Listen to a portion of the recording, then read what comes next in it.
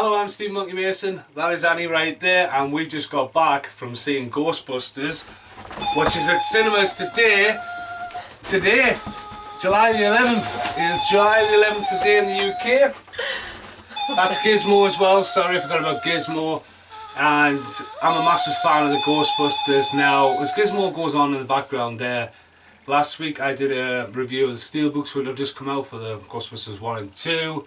And I then did a review of Build-A-Bear with Slimer and Stay Puft Marshmallow Man, who will make a cameo in a minute. Maybe it's just like a bit in the film. Spoiler alert. And then the following day. And in that video, I recently got given free guest passes, and we went to the pictures and premiere seats, IMAX 3D. What else are you gonna watch? There was nothing on. Conjuring 2, well, I've seen that. But as a massive fan of the Ghostbusters, I've got to say the first half of the film was absolutely appalling. Why? I didn't laugh one bit. Because it was women? No, it's got nothing to do with women, right? For me, it did. Well, fair enough. But the problem with it was, right, it's a Scooby-Doo cartoon. The Ghostbusters are sort of superheroes in the making in this. It's not as gritty as the original. And there's no real science. There's like, no one supports the science enough. I mean, they don't have the big Ghostbusters tower, they have the pizza shop or whatever, the Chinese shop, sorry. But to me, they just didn't have enough theory behind the science. And the comedy was all woman comedy. I didn't laugh at any of that comedy, and you hardly didn't. Well, I did. I did laugh at a few things.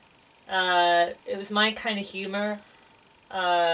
Just stupid jokes, like, you know, just stupid jokes, laughing at stupid things, which I did find a couple of things funny.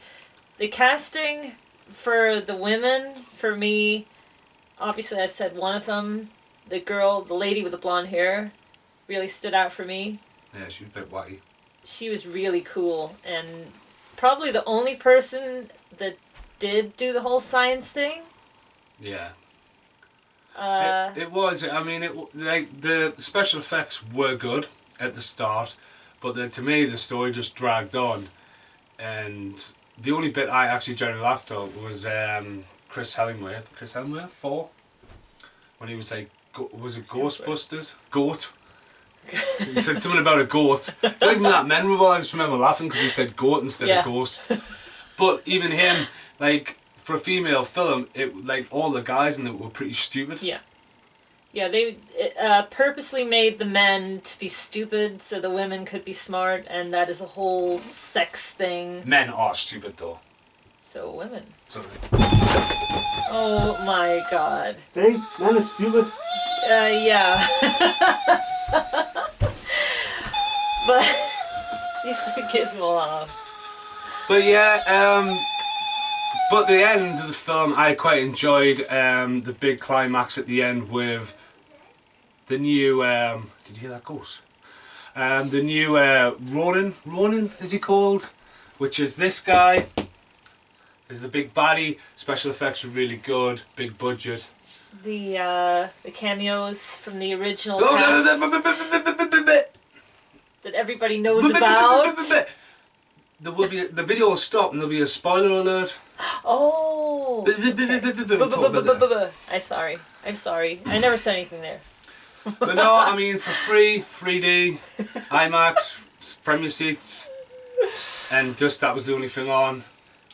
Are you going to call? And I've got this, so... yeah, it was okay. It was okay. I was a lot more impressed than what I thought I would be. I didn't leave there extremely disappointed, but it didn't have the mystique that the original movies had for me. Not so, worries. no. So watch it at your own cost, and yeah, let us know if you've seen it. You know, I don't really remember it, to be honest with you. It's not really memorable.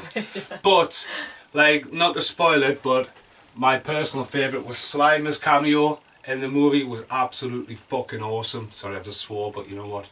This isn't a PG Ghostbusters movie. This is a Lonely Tree video. Slimer's cameo was amazing.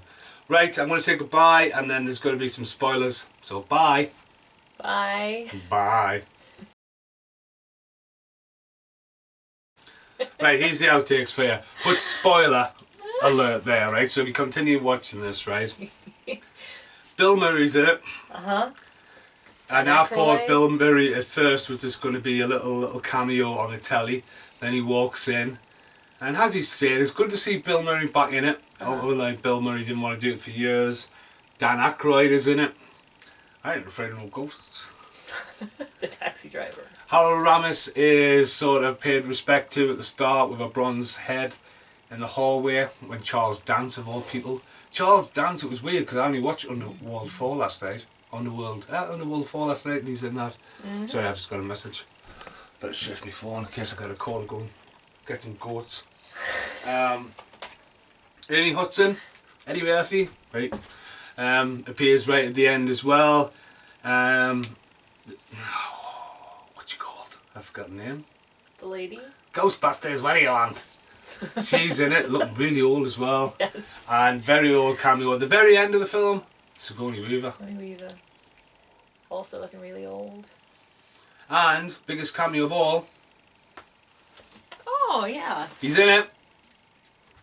Steve Push Marshmallow Man. Mr. Steve Puff. Mother puss bucket. Makes a cameo as a balloon, and to be honest with you, he basically gets an enema. That's how he gets deflated. He gets a knife up the bum. But it's quite funny, isn't it? It was in his ass? Well, where else you gonna put it? I don't know. He is clearly, it's come Mr. Stave Puff. He ain't got a hole there, has he? It's not the Michelin Man. Okay. So no, special effects were good. I don't know. See, we're just ranting now. You're thinking, what are fucking these guys doing? I haven't seen Monkey Mason. As I say, I've done a video for Steelbooks, Build a Bear, and I've also got a tribute video for the Ghostbusters, which I did last year, called Are You the Gatekeeper? So yeah, let's look forward to seeing what happens when they bring it out on DVD and Blu-ray at Christmas. Thanks for watching. Goodbye.